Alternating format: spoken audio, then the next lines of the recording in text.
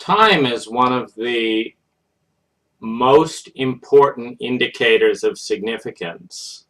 Follow the money, follow the time, and we learn about the gods of the person and the culture. And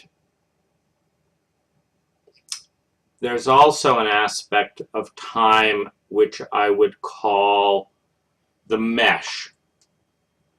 And the unit of time, combined with the magnification and sensitivity to examine the unit of time, correlates with the complexity of the patterns revealed through time. And if time is a teacher, then its efficacy must be measured by what we learn through time. Now, I mention that in part because if we look here, there's a 33-minute, absolutely useless book about mushrooms. And there is a mixed feeling at 3 hours and 29 about the Egyptian mythology. Meanwhile, we go to The Body Keeps the Score, and we have 16 hours of profound insight, revelation, and empathy, again, relative to the 21-minute cutoff. And I believe that we deeply know that with time comes depth. With depth comes intimacy. With intimacy comes awareness, and with awareness comes pain, fear, trauma, ecstasy, joy, and beauty. And knowing that, as we do, we have engineered the mesh of our society to ensure not only that a great number of us don't spend deep, nuanced dives into time, into the most important areas of our lives,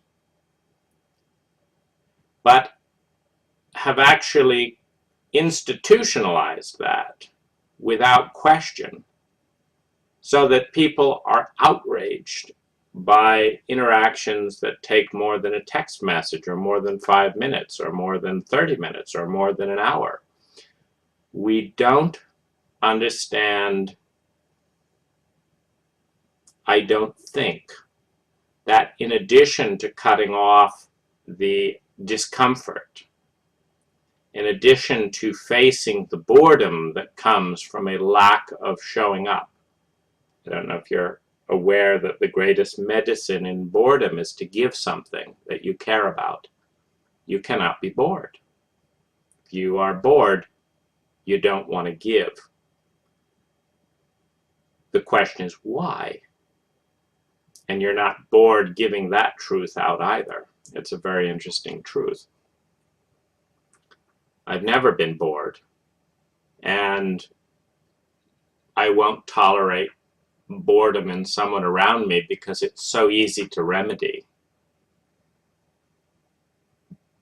All you have to do to someone who says, I'm bored, is ask them what's really important in their life and tell them to get a move on and figuring that out, and then get a move on and facing their fears, and you're immediately not bored. It's one of the most one of the most easy to cure of human remedies. Vulnerability cures boredom, as long as the bored person is vulnerable, which is one of the reasons I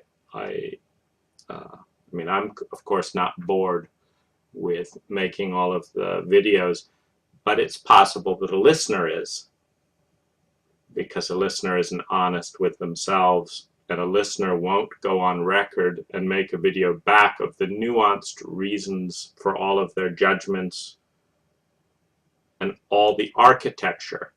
They won't display the architecture that supports the judgment from a framework of intelligent well-being.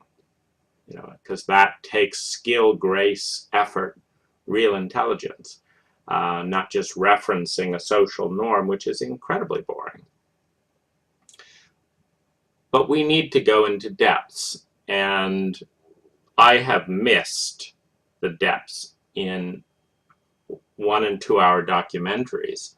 And so it's one of the reasons I'm exploring 5, 10, 20 hour documentaries. I would love to go to a theater and watch The Lord of the Rings unedited in a 20-hour format before they cut it all down. I just think that'd be so interesting and enjoyable and immersive. The Body Keeps the Score is the big hero on this page, but The Body Never Lies is a close second.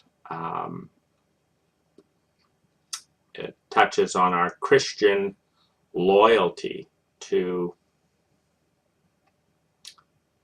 the 4th commandment, thou shalt love thy parents, and talks about the tyranny that a culture inflicts on people who do not subscribe to this. Usually, you know, it's often unconscious and judgmental. It's just like, you aren't grateful for your parents? That's not cool. That's not, you know, there's all this new age snobbery and all that. But love is a very natural emotion when people see us, understand us, respect us, and help us become our true selves. It's that simple. You do that to someone who is not so traumatized that they're incapable of loving, which is not their issue. It's the sickness of the culture that we have a percentage of our population that is in that state that we do nothing about, that we don't diagnose, etc. But anyone capable of loving, and many people, even with extraordinary trauma, will love someone that does those 4 things, and they will hate someone who sets them up to fail, shames them, hurts them, denies all impact, and abandons them in a weakened state, blaming them. I mean, that's a good recipe. If you want someone to hate you, just do that. And so that's a good book. This was my insight. This was the book that first, when a fellow in a health food store in the middle of this whole thing with High, with not a single facilitator said, this sounds like trauma, we don't know what we're doing here, let's get you some help. Or this sounds like trauma, you need a trauma protocol, let's do this. No, a guy in a health food store recommended this book. I bought it within 10 minutes. I was listening to it within an hour, and we had good results. John Gottman, of course, wonderful. We got 9 hours of here. He's got a wonderful thing, The Science of Trust. Excellent, looking at what is and is not betrayal. There's so many ways that we betray one another, and I'm not half as bothered by someone having a lover as I am coming second to work, because that's a betrayal of my values. I have set up my whole business to show up fully for a partner and interfere as little as possible. Got other great books, just in kind of different shamanic terrain. What Makes Love Last. It's fun going into things like, this is a very good book on UFOs, mostly because when you're way out there, it's, my experience is of being 85 to 99% alone with what makes sense to me relative to what's being put out there by the majority. And so I just find it useful to look at when the culture is willing to be unscientific about their own stuff. So this is just a really fun book where basically you just got 13 hours of people with far more credentials in the arena than you and I, talking about UFOs. So you have the average person saying it's bullshit, and then you have, you know, hundreds and hundreds of top military, this, that, and the other, saying it's real. So then you start, it's a good metaphor for the other bullshits that are out there that aren't common knowledge. Wisdom of near-death experiences. This is very helpful. The Wheel of Life, Elizabeth Kubler-Ross. You know, I get some value from Ram Dass. I appreciate his candor, and yeah, a lot of interest in psychedelics because they take us into that terrain, but so do fairy tales and mythologies. The Princess and the Goblin, it's a beautiful old fairy tale, and I've always gotten so much from biographies, so like The Fellowship, the literary lives of Tolkien, Lewis, Owen Barfield, and Charles Williams. It's a wonderful 26 hours of thoughtful friendship and challenge. More on C.S. Lewis. Elon Musk, a wonderful,